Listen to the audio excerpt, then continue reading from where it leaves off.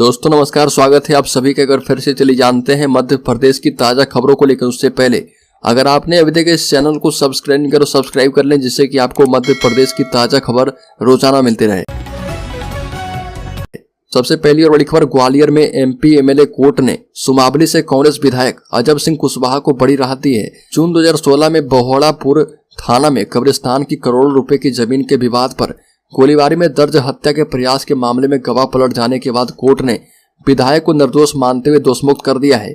साथ ही कांग्रेस विधायक अजब सिंह के साथ ही उनके साथियों को भी कोर्ट ने राहत दी है। अजब सिंह को 2 दिन पहले हाजिरा में 1 करोड़ से ज्यादा की धोखाधड़ी के षड्यंत्र के मामले में भी दोषमुक्त किया गया था। बड़ीकर कांग्रेस विधायक ने कहा कि धार में बैठा एसपी भाजपा का दलाल है। जन आक्रोश यात्रा के मंच से सुनाया वाकया, कहा कि पक्का आदिवासियों को निपटा दूंगा। पूर्व मंत्री और कांग्रेस विधायक उमंग सिघार ने धार जिले के एसपी को भाजपा का दलाल बताया। साथ ही एक वाकया सुनाते हुए एसपी को धमकी दे डाली। गंदवानी विधायक उमंग सिघार अलीराजपुर में जन आक्रोश यात्रा को संबोधित कर रहे थे। अफसरों को चेताया कि अगर निष्पक्ष चुनाव नहीं कराए तो अपने बोरिया बिस्तर बांध लेना। कांग्रेस विधायक ने मंच से कहा कि मैं जानता हूं कि धार में बैठा एसपी भाजपा का दलाल है। मुझे एक बार फोन लगाकर बोला कि आप पर 120 भी कर दूंगा, तो मैंने कहा कि एसपी तेरे जैसे 50 घूमते हैं, लोड मत लेना, पक्का आदिवासियों निपटा दूंगा। बड़ी खबर, लाडली बहना योजना को लेकर मुख्यमंत्री शिवराज का बड़ा ऐलान। अब 21 साल से अधिक उम्र की अविवाहित बहनों को भी मिलेगा लाभ। लाडली बहना योजना में 21 वर्ष से अधिक उम्र वाली अविवाहित बहनों को भी लाभ मिलेगा। जबलपुर में मुख्यमंत्री शिवराज सिंह चौहान ने बड़ी घोषणा की है। जन आशीर्वाद यात्रा में शामिल होने आए थे। करीब 3 घंटे देरी से पहुंचे मुख्यमंत्री शिवराज ने 2 विधानसभा क्षेत्र में जन आशीर्वाद यात्रा के तहत रोड शो किया। यात्रा पश्चिम विधानसभा क्षेत्र की गौतम जी की माड़िया के पास हनुमान जी की दर्शन के बाद शुरू हुआ और यात्रा में मंत्री हरदीप सिंह डंग और सांसद राकेश सिंह समेत कई बीजेपी नेता मौजूद रहे। बड़ी खबर, 25 सितंबर को मध्य प्रदेश के दौरे पर रहेंगे पीएम मोदी। बड़े कार्यक्रम में होंगे शामिल। देश के प्रधानमंत्री मोदी अगर फिर से मध्य प्रदेश का दौरा करने वाले हैं, जिनको लेकर जानकारी सामने आई है। आपको बता दें, दरअसल पंडित दीनदयाल उपाध्याय की जयंती पर आयोजित कार्यक्रम में प्रधानमंत्री मोदी भाग लेंगे और प्रधानमंत्री के एमपी दौरे को लेकर सामान्य प्रशासन विभाग ने मिनिस्टर इन वेटिंग के आदेश जारी कर दिए हैं, जिसमें इस कार्यक्रम से जुड़ी तमाम जानकारी साझा की गई है।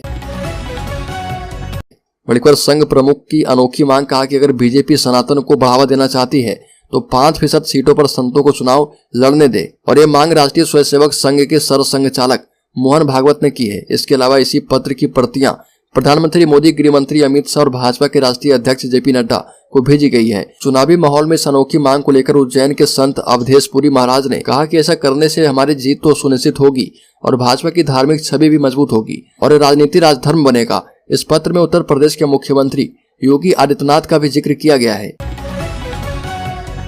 छिंदवाड़ा के पाढ़ुना में छत्रपति शिवाजी महाराज की प्रतिमा का अनावरण करने आए शिवसेना नेता एवं महाराष्ट्र के पूर्व मंत्री आदित्य ठाकरे ने कहा कि कमलनाथ से मैं यही पूछने आया हूं कि शपथ ग्रहण समारोह का समय और तारीख कौन सी है। उद्धव ठाकरे के बेटे ने कहा कि मुझे आपको वापस सीएम की कुर्सी पर देखना है। मध्य प्रदेश और यहाँ की जनता के लिए वहां मुझे आपको देखना है।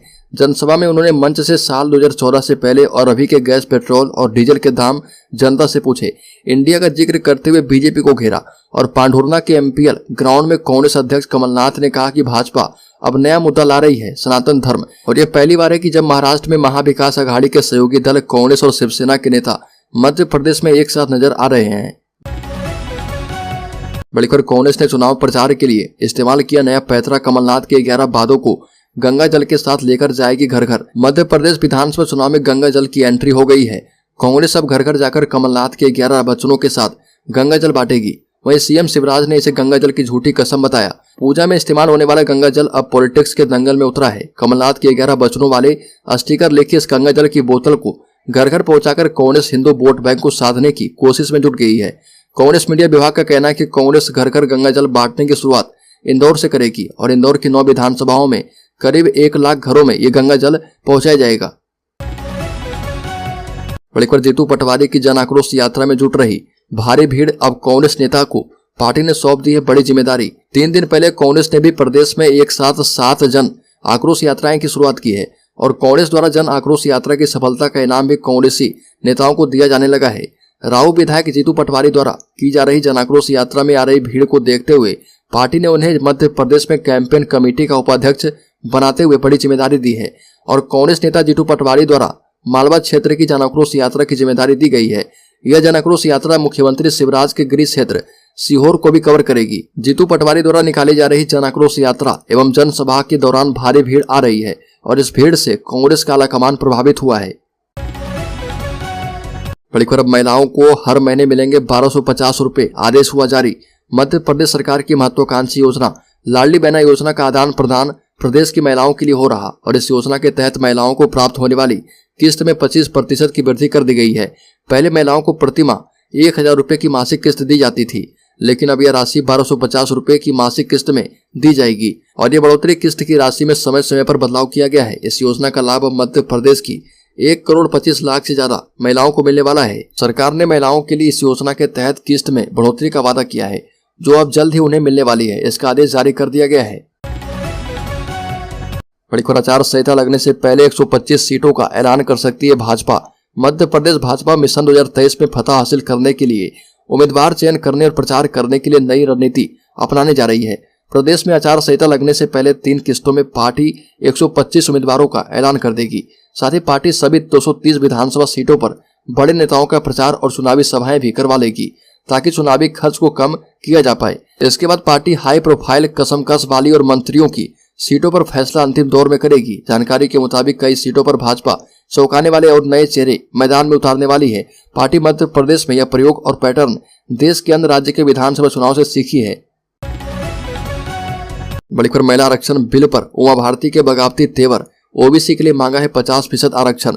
महिला आरक्षण बिल को संसद से पास करवाने को लेकर मोदी सरकार जहां इसे अपनी बड़ी उपलब्धि बता रही है, वहीं भाजपा की वरिष्ठ नेता और मध्य प्रदेश के पूर्व मुख्यमंत्री उमा भारती ने बिल को लेकर अपनी सरकार के खिलाफ मोर्चा खोल दिया है। उमा भारती महिला आरक्षण बिल में ओबीसी कोटा नहीं रखने से अपनी पार्टी से नाराज हैं और इसको लेकर सवाल उठा रही। महिला आरक्षण विधेयक में ओबीसी के लिए कोटा तलाशने के तरीके खोजने के लिए उन्होंने भोपाल के आसपास के अन्य पिछड़ा वर्ग के नेताओं की एक बड़ी बैठक बुलाई थी। बड़ी खबर, मध्य प्रदेश के संविदा कर्मचारियों के लिए अच्छी खबर, अब हर महीने बढ़कर मिलेगा वेतन, आदेश किया गया जारी।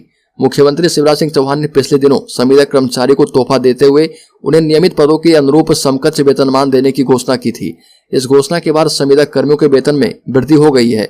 अब मुख्यमंत्री की घोषणा के बाद विभागों ने समकक्षता निर्धारित करके नए वेतनमान के आदेश जारी कर दिए हैं। इसके बाद से अब संविदा कर्मियों को हर महीने बढ़कर वेतन मिलेगा। विभाग में पदस्थ संविदा डाटा एंट्री ऑपरेटर को मैट्रिक्स लेवल 4 में रखा गया है और उन्हें अब हर महीने 25,500 रुपए वेतन मिलेगा। राज्य में पुरानी पेंशन को लेकर सियासी पारा है। मध्य प्रदेश में पुरानी पेंशन को लेकर कांग्रेस ने बीजेपी पर निशाना साधा है और कहा कि बीजेपी की सरकार में हर वर्ग प्रोटेस्ट कर रहा। कांग्रेस की सरकार में सभी की सुनवाई होती थी। कांग्रेस ने कहा कि प्रदेश में कांग्रेस की सरकार होती तो अब तक ओल्ड पेंशन लागू हो जाता। शासकीय कर्मचारी की नाराजगी एक बार फिर से मध्य प्रदेश की भाजपा सरकार पर भारी पड़ने वाली है। कार्यक्रम में उपस्थित शासकीय अधिकारी और कर्मचारी ने महाशपथ ली है और कहा कि जात धर्म नहीं देखेंगे, जो पुरानी पेंशन बहाल करेगा उसी को वोट देंगे। कार्यक्रम में संगठन के राष्ट्रीय उपाध्यक्ष नीलेश शर्मा मुख्य अतिथि रहे। नीलेश शर्मा ने कहा कि जो पेंशन की बात करेगा वही मध्य प्रदेश पर राज करेगा।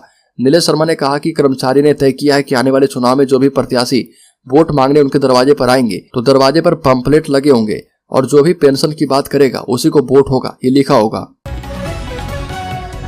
भीम आर्मी और आजाद समाज पार्टी ने संविधान बचाओ और सत्ता परिवर्तन यात्रा निकाली है। मंदसौर पहुंचे भीम आर्मी चीफ और आजाद समाज पार्टी के राष्ट्रीय अध्यक्ष चंद्रशेखर रावण सुबासरा से संविधान बचाओ और सत्ता परिवर्तन संकल्प यात्रा की शुरुआत की। इसके बाद वो अपने काफिले के साथ सीतामऊ, नाहरगढ़, पुढ़ा होते हुए शाम 7:30 बजे पिपलिया मंडी पहुंचे। रावण ने प्रदेश सरकार पर आरोप लगाते हुए कहा कि एमपी में प्रदेश के मुख्यमंत्री मुसलमानों के घर पर बुलडोजर चलवाते हैं। हालांकि अब यह नहीं चलने वाला है। अब यदि किसी भी गरीब पर अत्याचार हुआ तो ईंट का जवाब पत्थर से दिया जाएगा।